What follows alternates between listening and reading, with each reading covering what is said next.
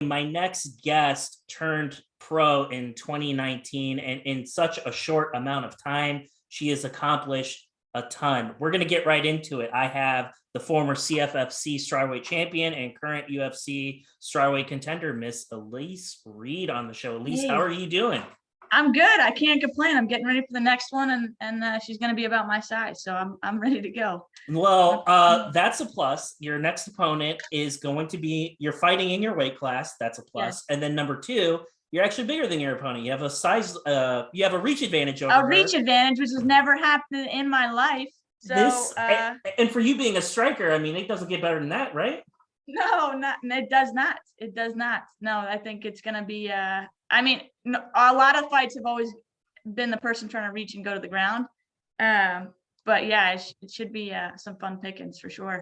I want to like paint a picture because I feel like when people think about you, unless they're big nerds like me, they're really going to hone in on like that Eubanks fight. And Yeah, but I've seen a handful of your fights before, from beginning to end. And I don't think, like, this is why I tell people, don't just watch the UFC. Like, right. go out there, watch what happens on the regional scene, watch where these girls are coming from, because there are some savages that are out there. And like, you had to fight on a warpath to even make it to the UFC. You fought three people in a row that Yeah. are really freaking good.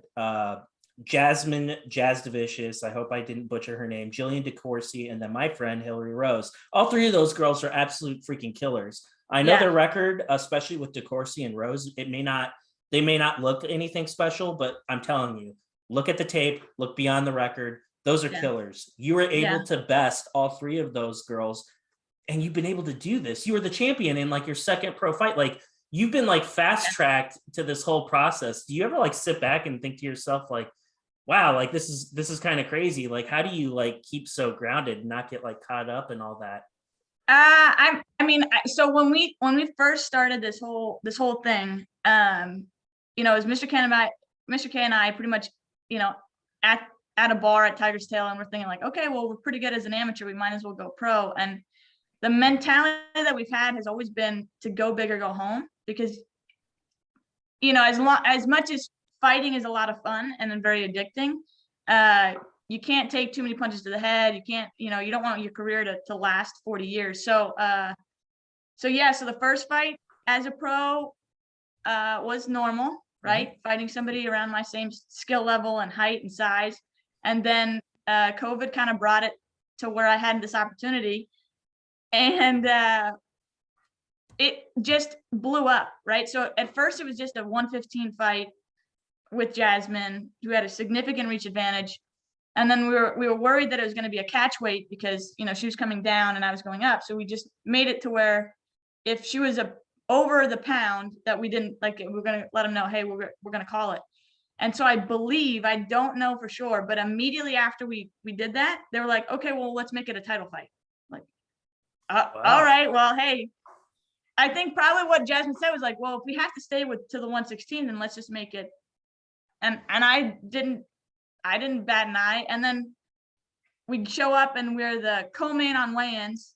And then that night we were the main event because people dropped out with the contender series. So I think the whole progression has just been like, okay, let's go. It's game. Let's fucking go. Let's do this. So yeah, every so often it gets a bit ridiculous, but I don't think I could get any more ridiculous. So at this point, it's kind of like, all right, what's next? Let's just see how it goes. I think it's important to hit on because, like I mentioned before, it's like, I think sometimes, particularly with straws, but more so with flies, I think it's safe to say that this is just me talking shit probably, Yeah. but with the flies in particular, and I know you're not a fly, but it's like, okay, we're kind of thin here. Let's just pull somebody up. We need somebody who has a decent record and can look the part.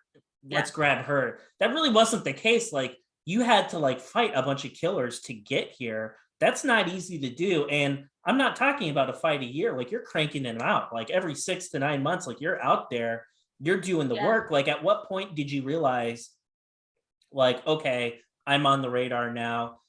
At what point did you know that like Mick was looking at you? So I think the Hillary Rose fight. I think we were given a few other contenders. We knew that obviously Hillary Rose was really good. We wanted her to have a successful debut with CFFC before, more or less, I wouldn't say calling her out, but setting that up. Mm-hmm. And so knowing Hillary Rose's career, where she fought Cheyenne Buys, and Buys is killing it in the UFC, and they had I want to say a split decision, or they went all the way to decision with it. I knew that she was somebody that they were looking at, and if I could handle my business there, then I should have, the looks. Jasmine obviously was a contender as well, but that was my second fight, and so I knew that I wasn't necessarily going to get the call up right from there at 2-0. But I think Hillary Rose for me was where I was like, okay, I'm happy to stay here, but I know that I had done enough to at least get a contract based on what Cheyenne did. I don't think her last name is Buys anymore, so I apologize, Cheyenne. But yeah, it's I forget. She's on her. She has a new last name now. Yeah, you're right. I don't know what it is. I watched the last fight. It's Velismus. Yes, starts with a V. Yep. One of the things that I like so much, particularly about the Rose fight, was because you're able to show a lot of things. Like, there's a lot of things about your game that I've started to pick up. And if there's something you want me to edit out, you can go ahead and tell me and I'll edit it out. But there are two things. Against Jasmine, you did something that was really, really slick that I really, really liked. I probably watched this fight probably like 3 or 4 times. I like your kicks a lot. You throw a lot of kicks. You throw a lot of front kicks at your opponents, and it catches them off guard. And because you're on the smaller end, your kicks hit them right in the belly every single time, and that can't feel too good. It doesn't look like a lot, but I'm sure it's a lot, and I bet it doesn't feel good. There's one thing that I saw you do that was super slick. It was against Jasmine. You go for a head kick that she blocks, but instead of like on the way down, and you don't put your foot on the canvas, like you're like, okay, well, her belly's right here now. I'm going to get you. I'm going to get you with the front kick right to the belly. There's like little things about your game that I see where it's like, if things don't work out, you're always looking for another way to like capitalize on your position.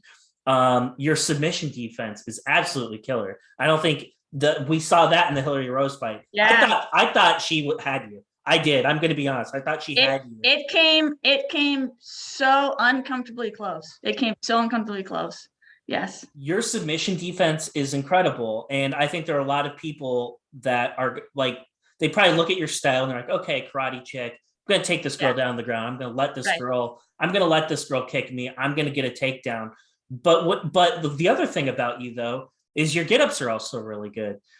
There's just these subtle little things about you that you're not going to really understand or appreciate until you look at all your film. I've done that. And when you look at like the totality of all those 3 killer chicks that we talked about, how has your game evolved since then? Well, so I think the big thing you touched on is that round kick to front kick is really a Taekwondo thing. So I have been fortunate enough, given my opponents, right, the skill level of my opponents, to have to challenge me to do something more on the fly. So for the Jasmine fight, anybody looking at that beforehand is going to say, well, Elise doesn't have the reach advantage. Jasmine does. Jasmine should sit back, keep her range, right? Use that jab and just pick her apart. And so that was what we were expecting the entire time. So we were planning on rushing in, right? Trying to close distance, kind of like karate style sprint in there, and using kicks to at least even the playing field. And she was moving forward the whole time. So I had to go from what we expected her to do to something completely different. And the kicks there were like, just like Taekwondo days. Like, okay, so we're going to just lean back on the bottom foot, back leg, and just keep popping her until at least she gives me enough space to move laterally. So with a lot of it, it's been my learning curve has had to be so steep, and a lot of it has happened in the cage, because again, the game plan is the same, right? There's going to be a few people that look at my striking and is like, okay, let's go toe to toe. Let's see what she's about. Like, like you said, it's going to be take the person down, take her down, try to submit her, make it uncomfortable. So in that part, it makes it really easy to prepare for it, right? Because I'm working on wrestling and standing up. But there's a lot of things that I change on the fly in the cage, and I'm excited to be able to show more of the Taekwondo background that I haven't always had an opportunity to show.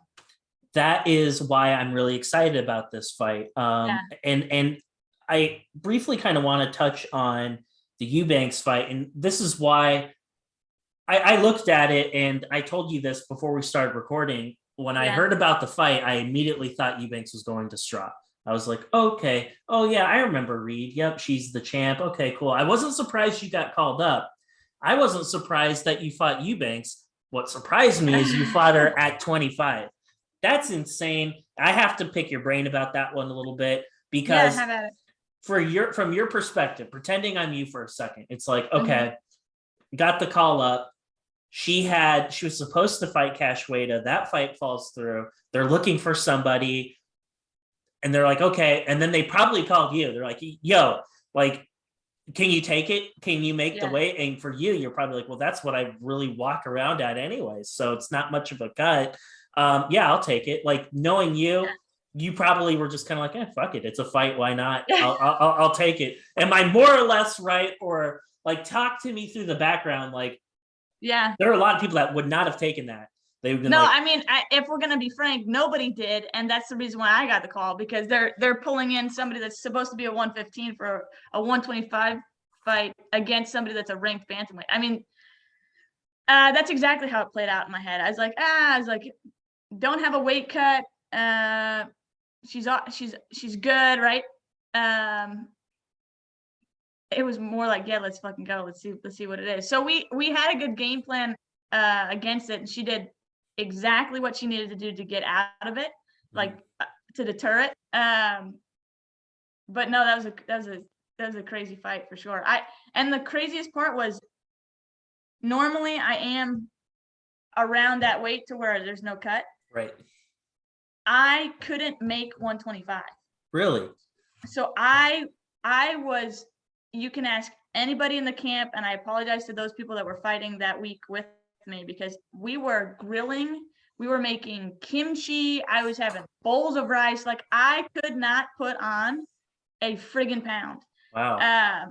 And I was given 3 weeks notice. So I tried, as soon as I was told, like, okay, it's 125, to put on that weight, and I water loaded for the weigh-ins. Wow. Just so the commission wouldn't give you shit. Yeah. So arguably normally there's, like, knowing I knew I was gonna give her at least 10 pounds, right? I was like, okay, if I'm sitting 125, she's probably gonna be 135 plus 20 pounds, 21 pounds easy. And that's where I realized I will never be a flyweight again. I would imagine, like, when she walked in for the fight, she's probably 140 pounds after she rehydrated and ate. She said 141. Yeah, she did it. She did it perfectly. She did it absolutely perfectly. Nothing against her, did it perfect. She's fucking huge. Like, if you don't know who Sijara Eubanks is, she's fucking massive, and she's stronger than shit. And the fact that you took that fight, I love it. I love the fact that it's par for the course for you, because you look again at the names of the people that you've gone through already. You haven't said no before. Why are you going to start saying no now? That's what I love so much about you, is like, you'll fight anybody, and you have the names on your fighting resume that proves that. I want to talk a little bit about this upcoming bout, but before we do, you train with a good friend of mine. She's somebody that I love very dearly. She's amazing, Mariah Castro. And she talked about you, and she was just like, dude, I'm so excited for this fight. She's been putting in the work. She hits like a fucking truck. She's been beating the hell out of me, but I'm glad for her. I'm glad that she's beating the hell out of me, because if that's what it takes for her to get a win, then I'm more than happy to do it. Can you talk a little bit about Mariah and why she's so special? Yeah. So Mariah, we've had a long journey. So I actually met her coach on the bell at my debut in 2019. So from there, it was kind of like Paul Carnicella saying, hey, I had this girl, she's 115. She's a fighter that you could kind of hang with. And from then it was like when she had a fight, I was helping her. When I had a fight, she was helping me. And so we built this relationship where, as much as she's talking nicely about me, which I appreciate, thank you, Mariah, but she's a spark as well. So I remember in the beginning, she would light me up boxing, like just pepper the whole time to where I had nowhere to breathe. So I had to use my kicks a little bit more, and that's where we've evolved now. But no, she's somebody where I am always putting in work to make her better, to help me make myself better. And yeah, she's a huge addition to the camp, as well as a lot of people over at Carnicella's camp, J-Lo and Jared and Rose. So there's a lot of people there, but Mariah is definitely the OG that we've gone plenty of times, plenty of rounds. And she gets me to the dark place where I become, silent mode, kind of just trying to get my work in. I love Mariah, and I keep telling her all the time, I'm just like, you have such a huge future ahead of you. Keep doing what it is that you're doing.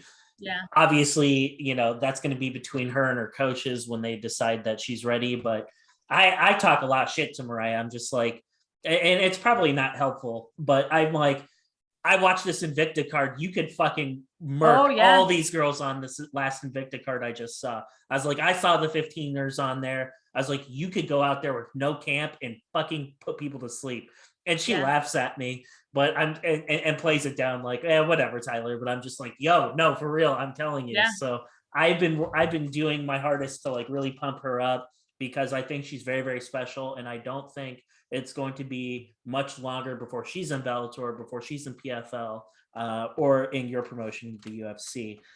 This fight with Cory McKenna, I know a little bit about her, but not a whole lot. I'm not going to like blow smoke or anything and say I'm an expert on her, but she does have an impressive resume. She's fought some tough girls.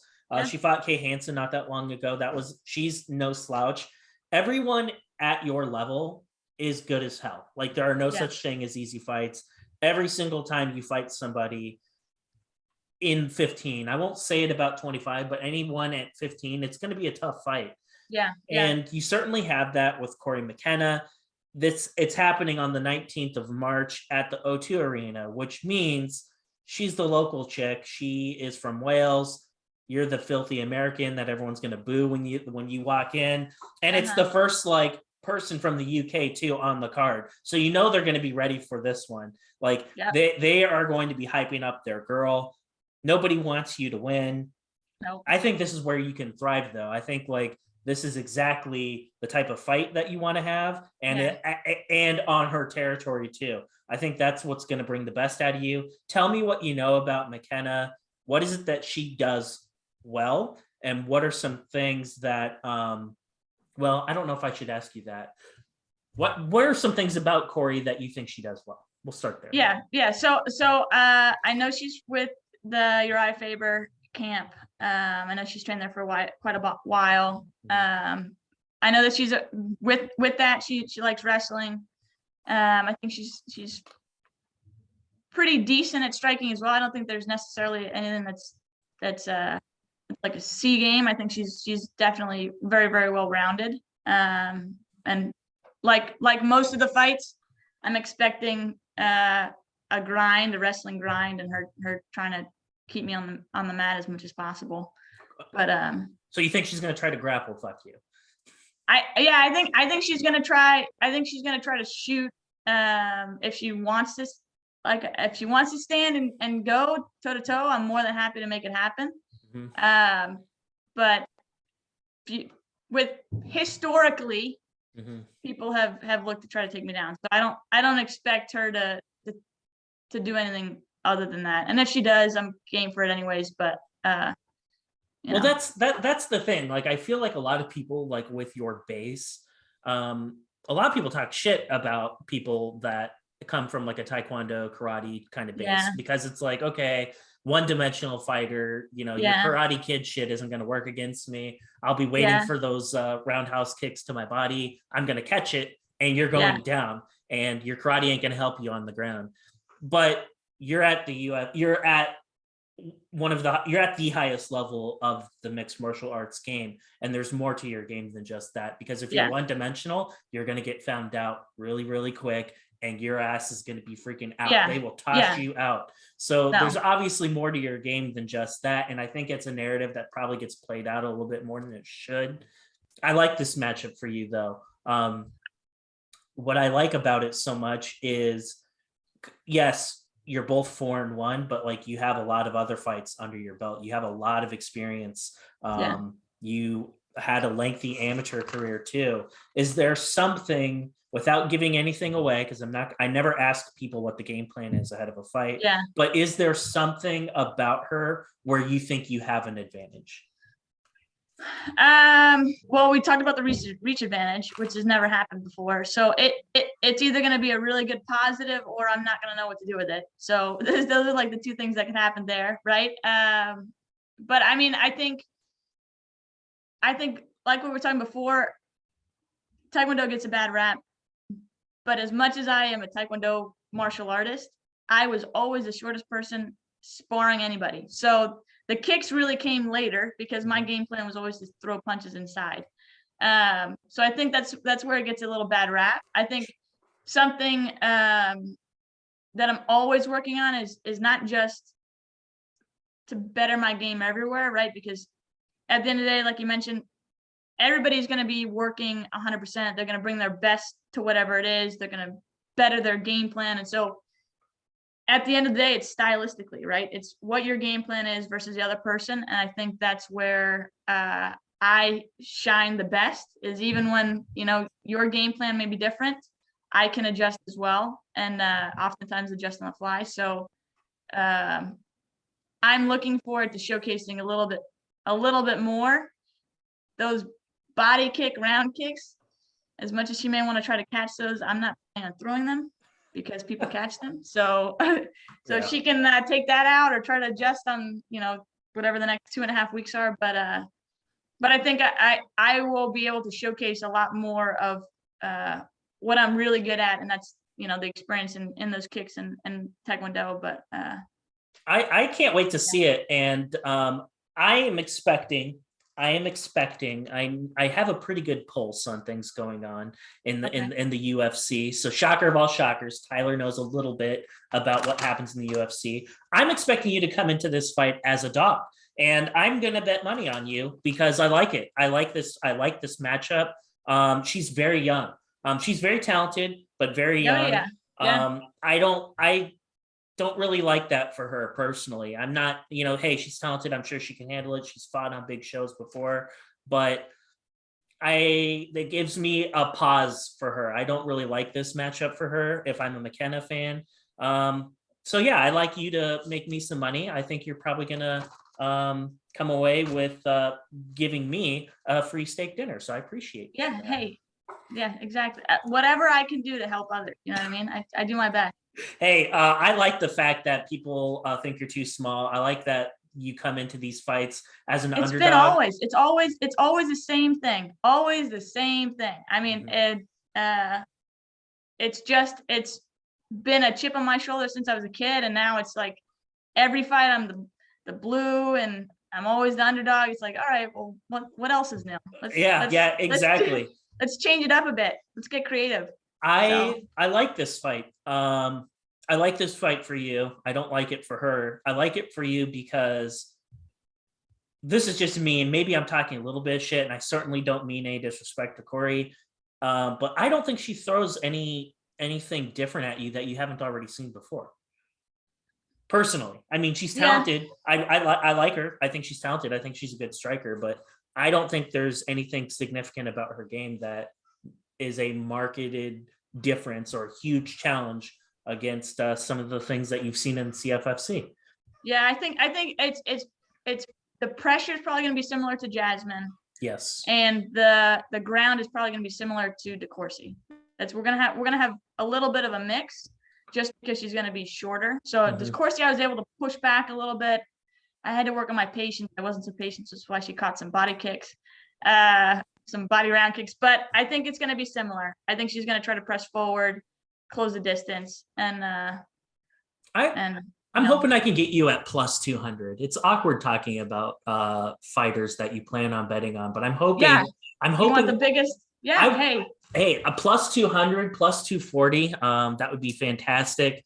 I feel good about that one. You're going to make me some money, and I'm already showing my hand. I don't ever talk about what I intend to do betting wise, but I will tell you I am planning on betting on you. I like this matchup for you. I like you to figure out a way to well, you know what? I'm not going to say the outcome. I'll just say I'm confident that you'll win. I'm not going to talk about how I think you'll win, though. But I do think that you have what it takes to get a dub. And I want to see you, before I let you go, I want to see you fight more. I know that's not up to you. Yeah. I know, like, you know, they have to offer you stuff. But, like, after you win this fight here in a couple of weeks, like, what is kind of your game plan in 22? Like, obviously, exactly the same thing. We're gonna go fast. We're gonna go fast. We've already talked about. So right now I'm sitting in a great place weight wise. I've never gotten out of shape. So I was injured with Jasmine's fight. I ended up partially tearing my Liz Frank, which is like the top of your foot. So I was out for a good 3 months, and I still took the next fight I think within 4 months. So I really only had like 4 or 5 week camp for that one. So I'm never out of shape. So ideally we get 2 in before the fall. That would be fantastic. I'd love to tear it up. No, absolutely. I mean, this weight was nice, but it was unnecessary, and we're gonna be some good employees of the UFC and try to, you know, fill some short notice fights or just let them know that we're game whenever. So cool. And so you'll see me a lot. And you can be the underdog for every one of those fights. And yes, absolutely. And I don't think it's going to change. That's I like exactly that. What's going to happen. I love the blue corner mentality. I love it when fighters I like, nobody really gives them a chance, because that just means that people are sleeping. And hey, I'm team underdog all the way. I always will be. Elise, I really appreciate your time this afternoon. You're absolutely amazing. I wish you the best of luck against Cory. Before I let you go, I want to give you the opportunity, if there's any shout outs or any sponsors or whatever that you need to talk about, I want you to have the opportunity to do that. Well, I appreciate it. Yeah. So obviously John Canby is my coach. Kickside Martial Arts is where I train. We talked about Mariah and her camp at Carnicella. Outside of that, we're just quietly grinding and getting ready for London. So. All right, well, Elise. Well, you enjoy yourself over there and drink some beers and eat fish and chips or whatever the hell they do over there. The pubs are going to be lit come Saturday night. That's for sure. All right, cool. Well, look forward to having you back, and take care of yourself, and we'll do it again soon. Thank you very much, Tyler. See ya.